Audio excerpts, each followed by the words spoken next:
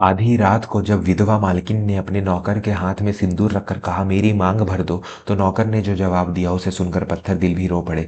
दोस्तों, रिश्तों की परिभाषा क्या होती है? क्या खून का रिश्ता ही सब कुछ होता है या फिर इंसानियत का रिश्ता उससे भी बड़ा होता है?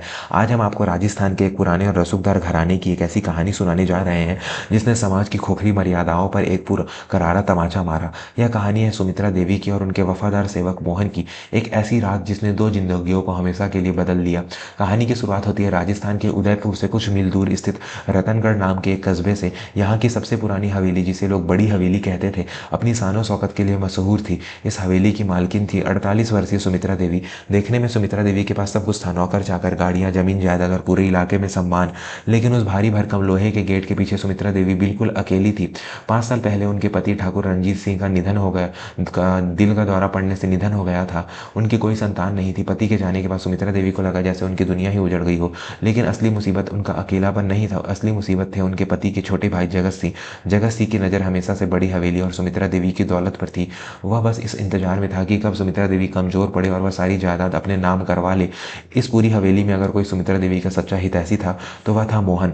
मोहन की उम्र करीब 40 साल थी। वह पिछले 20 सालों से हवेली में काम कर रहा था। बचपन में ही एक हादसे में मोहन का एक पैर खराब हो गया था, इसलिए वह थोड़ा लंगड़ा कर चलता था। लेकिन उसकी वफादारी में कोई खोट नहीं थी। वह सिर्फ एक नौकर नहीं था, वह रंजीत सिंह का सबसे भरोसेमंद आदमी था और अब सुमित्रा देवी की ढाल बना हुआ था। जगत सिंह अक्सर हवेली आता और सुमित्रा देवी पर दबाव डालता कि वह जायदाद के कागज उसके बेटे के नाम कर दे। भाभी साहब, अब आप अकेली जान हैं, इतना सब कैसे संभालेंगी? यह सब हमारे नाम कर दीजिए, हम आपकी सेवा करेंगे। जगत सिंह अपनी चिकनी चुपड़ी बातों में जहर घोल कर कहता। सुमित्रा देवी जानती थी कि जिस दिन उन्होंने कागज पर दस्तखत किए उस दिन उन्हें इस हवेली से मक्खी की तरह निकाल कर फेंक दिया जाएगा। वह हर बार मना कर देती, लेकिन जगत सिंह का दबाव बढ़ता जा रहा था। कभी वह गुंडों को भेजकर डराता तो कभी समाज में सुमित्रा देवी के चरित्र पर उंगली उठाने की धमकी देता। एक अकेली औरत के लिए यह मानसिक तनाव सहना मुश्किल होता जा रहा था। वह रात अमावस की रात थी। बाहर तेज आंधी चल रही थी। सुमित्रा देवी को खबर मिली थी कि जगत सिंह ने वकील के साथ मिलकर कुछ फर्जी कागज तैयार करवाए हैं और वह सुमित्रा देवी को पागल घोषित करके जबरदस्ती जायदाद हड़पने की साजिश कर रहा है। सुमित्रा देवी पूरी तरह टूट चुकी थी। उन्हें लगा कि अब बचने का कोई रास्ता नहीं है। उन्हें एक पुरुष के सहारे की जरूरत थी, लेकिन ऐसा सहारा जो बिकाऊ ना हो। उस रात सुमित्रा देवी की नज़र मोहन पर पड़ी, जो बरामदे में लालटेन जलाकर पहरा दे रहा था। सुमित्रा देवी ने के दिमाग में एक ऐसा विचार आया जो समाज की नज़र में पाप था, लेकिन उनकी नज़र में शायद आखिरी उम्मीद। उन्होंने मोहन को अपने कमरे में बुलाया। मोहन हमेशा की तरह सिर झुकाकर हाथ बांधकर खड़ा हो गया। हुक्म, आपने बुलाया? मोहन ने अपनी भारी और शांत आवाज़ में पूछा। सुमित्रा देवी कुछ पल तक उसे देखती रही। उनकी आंखों में आंसू थे और हाथ कांप रहे थे। उन्होंने अपनी अलमारी से सिंदूर की डिब्बी निकाली और मोहन के सामने रख दी। मोहन समझ नहीं पाया। उसने घबरा कर पूछा, मालकिन यह क्या है? सुमित्रा देवी ने जो कहा उसने मोहन के पैरों तले जमीन खिसका दी। उन्होंने कहा, मोहन, आज मैं तुमसे तुम्हारी वफादारी की कीमत मांगने आई हूँ। जगत सिंह मुझे पागल साबित करके घर से निकालना चाहता है। अगर तुम मेरे पति बन जाओ तो कानूनी तौर पर वह मेरा कुछ नहीं बिगाड़ पाएगा। मैं जानती हूँ यह समाज थूकेगा, लेकिन मेरे पास अपनी इज्जत और अपनी यह घर बचाने का कोई रास्ता नहीं है। मोहन, मेरी मांग भर दो। कमरे में सन्नाटा छा गया। बाहर बादलों की गरज और अंदर मोहन की तेज होती सांसें। एक नौकर के लिए उसकी मालकिन, जिसे वह माँ समान पूजता था, उसके मुंह से यह सुनना किसी वज्रपात से कम नहीं था।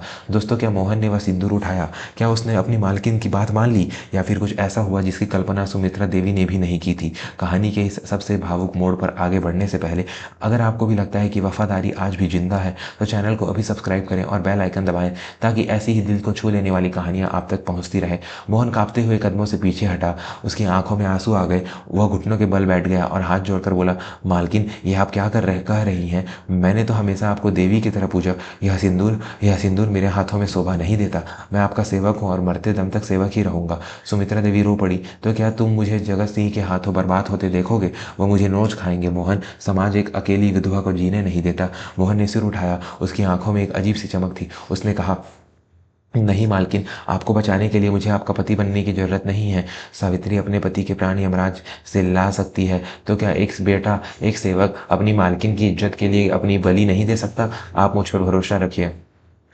कल सुबह कुछ ऐसा होगा कि जगत सिंह की बोलती बंद हो जाएगी। सुमित्रा देवी को समझ नहीं आया कि मोहन क्या करने वाला है, लेकिन उसकी आवाज़ में इतना विश्वास था कि उन्होंने सिंदूर की डिब्बी वापस रख दी। अगली सुबह हवेली में कोहराम मच गया। पुलिस की जीप सायरन बजाती हुई आंगन में आ खड़ी हुई। जगत सिंह भी वहाँ मौजूद थे। उनके चेहरे पर एक कुटिल मुस्कान थी। पुलिस इंस्पेक्टर ने सुमित्रा देवी से कहा, ठाकुर आइन साहब, हमें खबर मिली है कि आपकी हवेली से पुश्तैनी जेवर चोरी हुए हैं। सुमित्रा देवी हैरान रह गई, चोरी? लेकिन यहाँ तो सब वफादार हैं। तभी मोहन पुलिस के सामने आया। उसके हाथ में एक पोटली थी। उसने वह वह पोटली इंस्पेक्टर के सामने खोल दी। उसने सुमित्रा देवी के ही कुछ कीमती कंगन और हार थे। सुमित्रा देवी की सांसें थम गई। वह जानती थी कि मोहन चोर नहीं हो सकता। जगत सिंह जोर से चिल्लाया, देखा भाभी साहब, जिसे आप अपना सबसे वफादार कुत्ता समझती थी वही आपको काट गया। यह नौकर चोर है, इसे अभी गिरफ्तार करो। सुमित्रा देवी कुछ कहने ही वाली थी कि नहीं, लेकिन तभी मोहन ने उन्हें एक ऐसी नज़र से देखा जिसने उन्हें चुप कर रहने पर मजबूर कर दिया।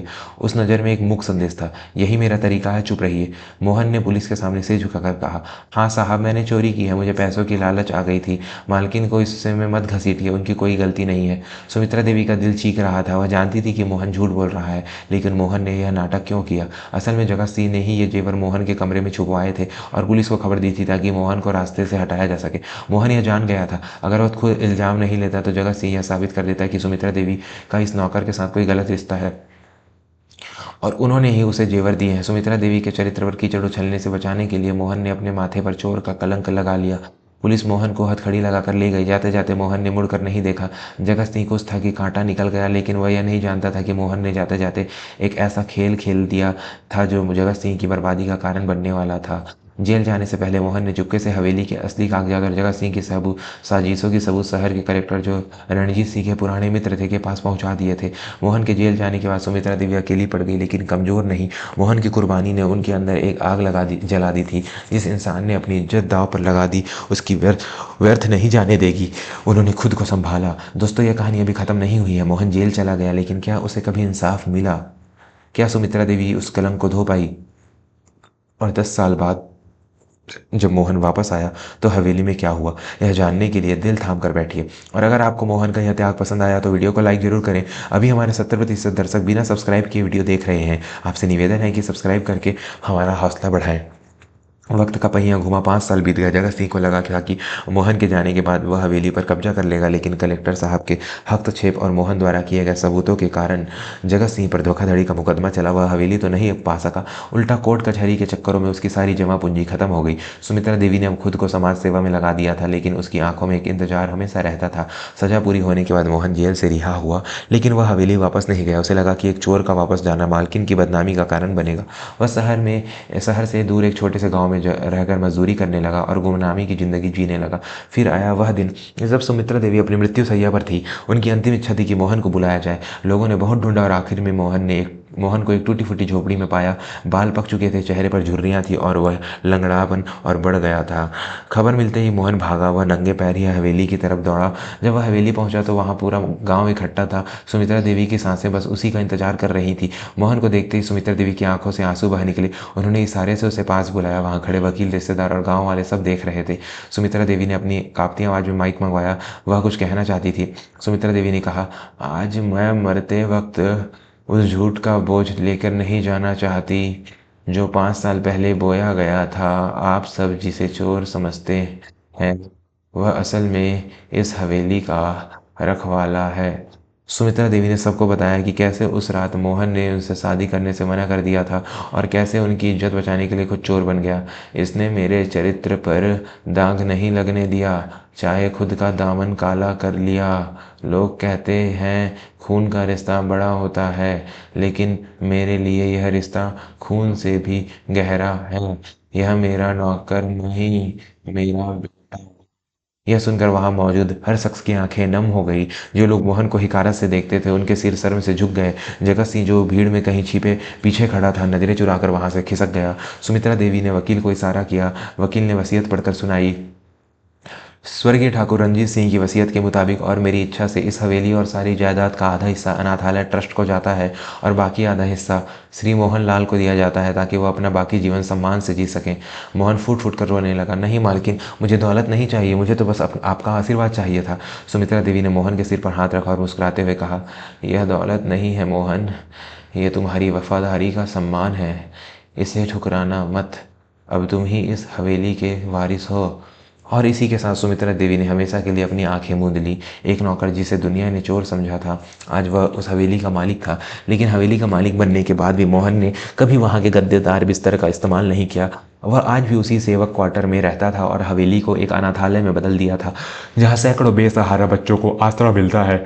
उसने साबित कर दिया कि इंसान बड़ा अपनी हैसियत से नहीं, अपनी त्याग और नीयत से होता है। निष्कर्ष, दोस्तों सुमित्रा देवी और मोहन की यह कहानी हमें सिखाती है कि मुसीबत के समय ही असली रिश्तों की पहचान होती है। सिंदूर और फेरे ही केवल रिश्ता नहीं जोड़ते, कभी कभी त्याग और मौन समर्पण भी रिश्तों को अमर बना देते हैं। अगर इस कहानी ने आप कोई आंखों में भी आंसू ला दिए हैं तो कमेंट में बॉक्स में सच्ची वफादारी जरूर लिखें। और हाँ, जाने से पहले इस वीडियो को लाइक करें, दोस्तों के साथ शेयर करें और हमारे चैनल को सब्सक्राइब करना ना भूलें। जल्द ही मिलेंगे एक और नई और जज्बाती कहानी के साथ। तब तक के लिए अपना ख्याल रखिए। धन्यवाद।